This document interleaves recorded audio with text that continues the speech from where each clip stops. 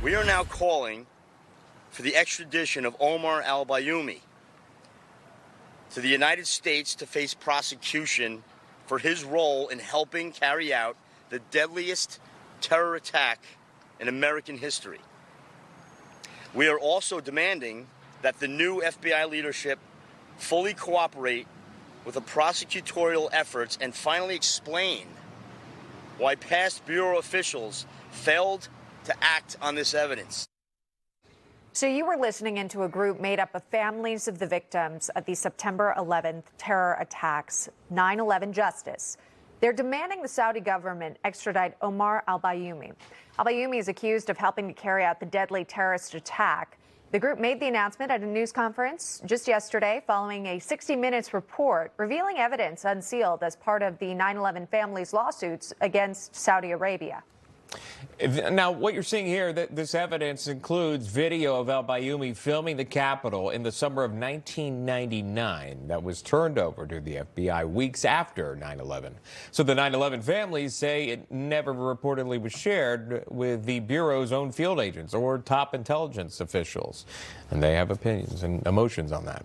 Brett Eagleson is one of them, the president of the 9/11 Justice, and also lost his father in the attacks. And Brett has been a frequent guest here on this show. And Brett, the unfortunate part about you being on National Report so many times is I feel like it really has been over the same topic, which we no intention of stopping at all, seeking justice for what happened to your father and the almost 3,000 others that were killed that day. Talk to us about seeing that evidence, that video for the first time there broadcast on 60 Minutes and then knowing it's been there for more than 20 years.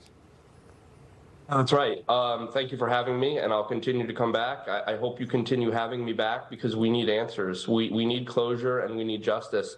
And it's so much more than just this one video. I know that's the big sexy piece, and that's the piece where people mouths drop.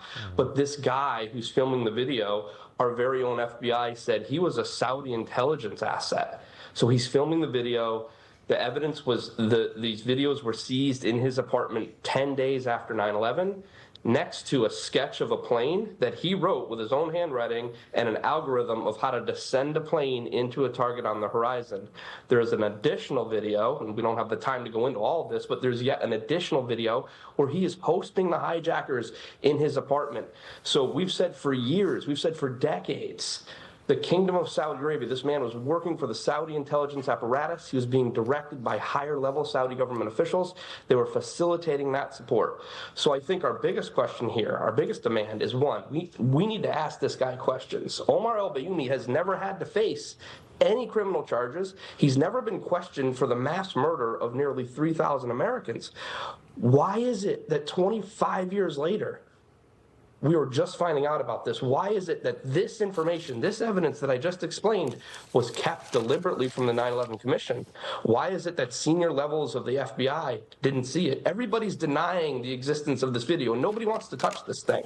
And if there's one man that could get to the bottom of it and figure it out, it's President Trump and it's Vice President Vance. Sure. And we need the two of them to bring us some answers here. Yeah, I know because what went wrong? Yeah, your group obviously desperate to hear back from the president, the vice president, get them involved, share again this video with them just as a reminder. And again, in the 60 Minutes piece, the man who led the 9/11 investigation in San Diego, where Bayoumi and two hijackers lived before the attacks, that was retired FBI Supervisor Richard Lambert, speaking with 60 Minutes about this video, saying, knowing where the Washington Monument is would be critical for planning an attack on D.C. Watch this.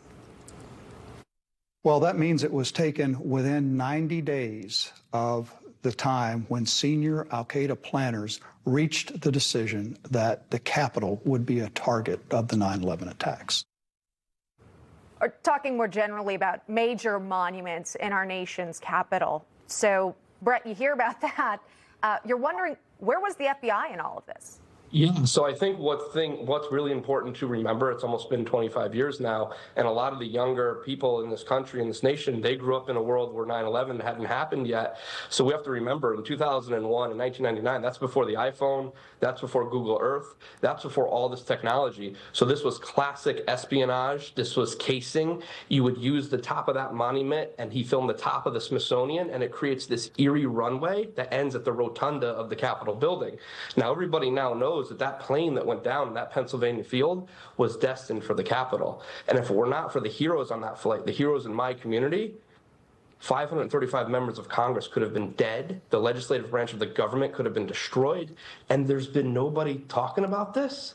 I'm surprised people aren't shouting from the rooftops demanding why this man is not back in America. So bring him back. When President Trump goes to Saudi Arabia in a few short weeks, the best thing he could do, the most historic thing he could do, bring this man back in chains and let's question him for the mass murder of 3,000 people and bring closure to this community. Yeah, that is Flight 93, thinking about Shanksville, Pennsylvania, and those on board, obviously, famously being able to overcome what we believe those hijackers and landing that in a remote field there in Pennsylvania. I wanted to get back, if I could, because you bring up a great point about that, specifically in Al-Bayoumi and canvassing and casing the area there in D.C. We know that through the video and what we've seen now from the evidence. But yesterday, you spoke about the president in his recent visit, or rather his upcoming visit to Saudi Arabia, what you'd like to see him do. There was a call to action, at least, by the president. Just if I could, did you want to reiterate that? Absolutely. To Vice President Vance, to President Trump, be the heroes that we need. Do what the previous administrations before you didn't have the courage to do. Be a historic president and bring closure to the 9/11 community. Expose the deep state of this country that kept this video from the public, that kept this video from the families. We need answers on the video, and we need to bring this man back to the United States and let the American criminal justice system do what it's intended to do. And, you know, again, the call to action is to President Trump and Vice President Vance. We need your help. Biden refused to do it. Obama vetoed our laws.